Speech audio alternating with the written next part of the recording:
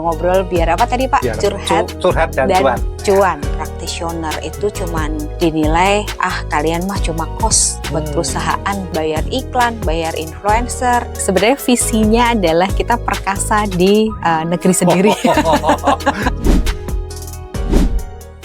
Selamat berjumpa para pemirsa pada podcast Bitalk Indonesia, Curhat dan Cuan. Podcast ini terkhusus membahas masalah pengembangan usaha, di mana kita akan menghadirkan para tamu dan narasumber yang bergerak di bidang pengembangan usaha. Saya Warso Widanarto, dan pada kesempatan ini kita kedatangan tamu yang sangat istimewa, yaitu Direktur PT Sekara Communication, Ibu Niken Widiapsari. Selamat berjumpa Ibu. Salam sukses selalu. Salam jumpa Pak. Salam jumpa. Luar biasa ini hari ini, kelihatan ceria ya Bu ya. Harus Pak, harus selalu ceria. Ibu Niken sebagai Direktur Sekara Communication tentunya mempunyai sejarah panjang dan juga ada visi misi yang akan dicapai oleh Sekara Communication dalam kurun waktu tertentu. Ibu bisa ceritakan kepada pemirsa, kepada kami semua mengenai Sekara Communication, baik itu visi misi, tujuannya, dan juga segudang pengalamannya. Silakan Bu. Ya. Oke, terima kasih Pak Warso kesempatannya siang ini. Kita ngobrol-ngobrol biar apa tadi Pak? Biar curhat dan cuan. Cuan, gitu ngobrol ya? Dan dapat cuan. Oh ya, harus ya. Oke, baik, salam kenal semuanya. Saya Niken Widiapsari, saya CEO dan founder Sekara Communications dan juga Bisens Indonesia. Nanti kita bisa berbincang dengan Pak Warso di sini yang mengenai Sekara dan Bisens. Nah, kembali lagi ya Pak Pak Warso tentang Sekara Communications gitu. Jadi kami memang mulai itu tahun 2018 gitu. Jadi dengan visi yang sederhana tetapi tidak sederhana juga ya ternyata ya. Karena kami pengennya tuh jadi trusted and reliable consultant communication consultant di Asia Tenggara lah paling nggak gitu kan. Luar biasa. Dan memang sebenarnya sampai sekarang pun kalau bisa dibilang tercapai ya tercapai gitu. Karena kan memang kami sudah ada di beberapa negara juga gitu ya. Apa ya istilahnya apa itu ya DNA gitu ya, DNA atau misi yang kami bawa itu adalah reputation to revenue gitu. Artinya kalau selama ini kan communications division atau department atau bahkan practitioner itu cuman dinilai kalian mah cuma kos buat perusahaan gitu kan. Betul, ya. Kayak ngeluarin apa sih, bayar iklan, bayar influencer, nanti press release distribution. Betul. Bisanya cuman ngundang-ngundang media gitu.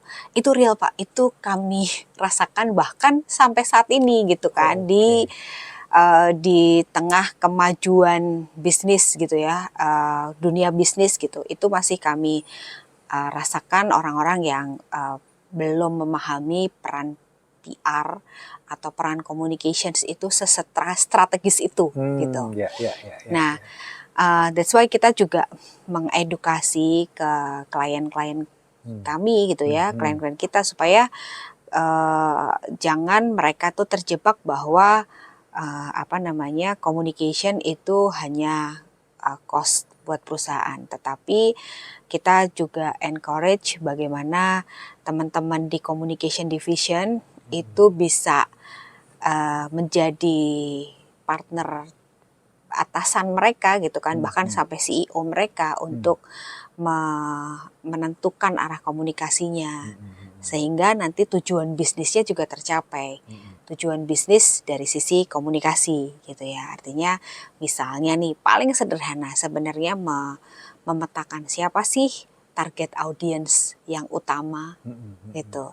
Atau sesederhana sebenarnya permasalahan inti komunikasi yang sekarang lagi dihadapi perusahaan itu apa. Itu permasalahan inti itu kan, menentukan permasalahan inti itu kan tidak semudah itu ternyata ya Pak ya. Butuh diskusi panjang antara communication division dengan manajemen gitu. Bahkan nanti mungkin melibatkan divisi-divisi yang lain yang juga memerlukan dukungan komunikasi gitu. Jadi kita tuh kepengen juga menjadi mitra buat teman-teman PR, teman-teman corporate communication, corporate secretary gitu, sehingga mereka bisa menjadi think tank manajemen dalam menentukan arah komunikasi, menentukan juga yang nantinya juga menunjang bisnis perusahaan. Gitu, Jadi Pak. 2018 sampai sekarang 2025 kurang lebih sudah 7 tahun ya, malang melintang. Masih baby Pak, masih baby. Enggak, tapi itu sudah malang melintang di dunia komunikasi, luar biasa sekali. Ibu kalau boleh tahu ya Bu ya, industri yang sudah dimasuki oleh Skara Communication ini industri apa saja Bu sejauh ini? Oke, kami dulu memulainya dari teknologi. Teknologi ya, B2B teknologi dan B2C teknologi. B2C teknologi itu teknologi yang bisa langsung dinikmati oleh end consumer ya. Misalnya handphone atau smartphone, kemudian laptop gitu, itu kan atau aplikasi seperti TikTok gitu atau media sosial itu kan bisa dikatakan juga B2C gitu kan. Nah, kemudian ternyata banyak juga kebutuhan lain gitu kan, ada consumer, healthcare, beauty gitu. Wah, itulah menurut kami yang menjadi daya tarik untuk kita bekerja di communications consultant gitu ya. Karena kita jadi belajar banyak sekali industri yang tadinya megang laptop misalnya gitu, tiba-tiba kita habis tuh megang kecantikan gitu ya, kosmetik gitu. Terus nanti tiba-tiba kita ke kargo, ke mana bandara gitu kan, membawa teman-teman media untuk visit kargo itu namanya ya, kargo areanya sebuah perusahaan logistik gitu. Nah, terus kemudian nanti kita tiba-tiba bisa membantu pemerintah dalam mensosialisasikan sebuah program gitu.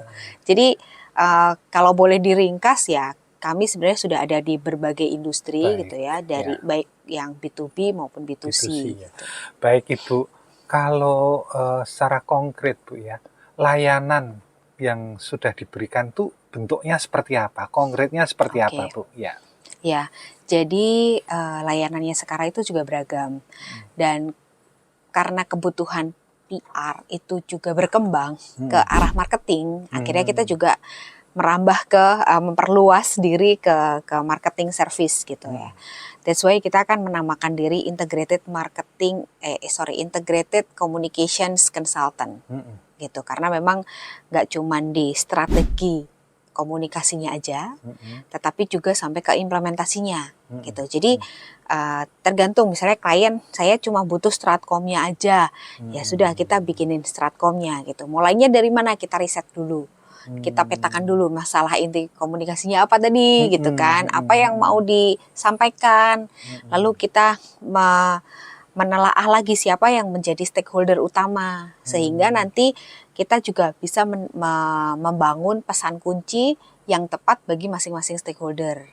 Istilahnya masing-masing stakeholder itu kita tap dengan pesan seperti apa gitu. Lalu kemudian taktiknya gitu kan. Nah, implementasi ini kalau diceritakan banyak sekali ya Pak. Artinya bisa mulai dari press release distribution, lalu kemudian kita mengundang media untuk datang ke press conference gitu ya. Dari situ kan kita bisa membuat desainnya tuh Pak, press conference-nya akan seperti apa gitu kan, siapa yang harus berbicara. Lalu kita juga membuatkan briefing dokumennya untuk narasumber yang akan kita undang, baik dari internal perusahaannya maupun dari eksternalnya. Kemudian apa yang akan kita sampaikan kepada teman-teman media, sampai siapa saja media yang relevan untuk hadir dalam press conference tersebut. Nah, setelah itu kita membantu juga memonitoring apakah hasil pemberitaannya itu sesuai dengan ekspektasi kita. Lalu kalau memang tidak sesuai, apa pendekatan kita untuk kepada teman media supaya mereka juga memiliki pemahaman yang benar tentang apa yang kita sampaikan. Nah itu cuman satu tuh, itu namanya media conference gitu. Itu karena itu hanya tools untuk bagaimana kita menyampaikan message kita.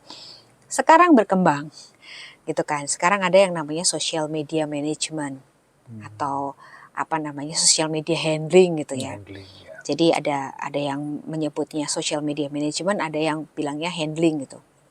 Nah, social media itu sebenarnya kan salah satu channel communication, gitu kan. Kalau kami di PR itu punya framework namanya PESO model. PESO itu paid, earn, social, and shared and own gitu. Shared itu bisa social media itu tadi, gitu kan. Own itu yang websitenya. Jadi sebenarnya semua channel komunikasi ini sekarang bisa tap, bisa bantu gitu. Mau ternyata kami harus building website dulu nih Mbak gitu. Ya itu bisa kita bantu building websitenya, konten-kontennya, desain websitenya. Lalu itu tadi ke media gitu kan. Kita punya media relations yang kuat juga gitu. Lalu ke Mbak, kita harus pasang iklan nih di apa namanya Detik misalnya gitu, atau di media homeless ya, kita bisa bantu untuk placement, bahkan menyiapkan materinya juga. Luar gitu. biasa Bu. Ya. Jadi ini integrated, meluas. ini integrated PR ya, Betul. istilahnya Integrated seperti itu. Communications Integrated Communication Consultant. Ya. Bu, tadi kan sudah disebutkan ya, layanannya bisa mulai dari strategi communication, mulai dari juga mapping stakeholder, betul, kemudian press release ya, tentunya ini kaitannya dengan media juga, termasuk sosmed handling tadi betul, yang disebutkan ya. Nah, sejauh ini Bu, industri ini banyak memanfaatkan yang mana nih layanan ini? Ya, beragam Pak ternyata. Beragam. Ya, jadi ada memang klien yang butuhnya stratkomnya aja gitu. Tapi ada juga yang sosial medianya aja gitu. Tapi ada juga yang kita dibantu dong digital marketingnya. Jadi sampai ke sales lead Pak. Nah itulah kenapa ternyata peran PR itu sedemikian luas gitu ya. Skopanya dan bahkan yang kita bantu pun itu nggak cuma divisi-divisi komunikasi, tapi juga divisi business development ternyata. Itu karena mereka kan butuh kadang-kadang untuk internal communication-nya gimana, atau untuk mengetahui persepsi dari stakeholder seperti apa. Itu datangnya bukan dari communications, luar biasa dari business development gitu. Jadi Ibu ini sebenarnya ya range-nya luas sekali ya. Betul. Sampai ke sales ya Bu ya. Iya, sales lead tadi ya. Sales lead. Luar biasa sekali. Oke, ini perbincangan kita akan tambah hangat, tambah menarik. Kita lanjutkan ke segmen berikutnya.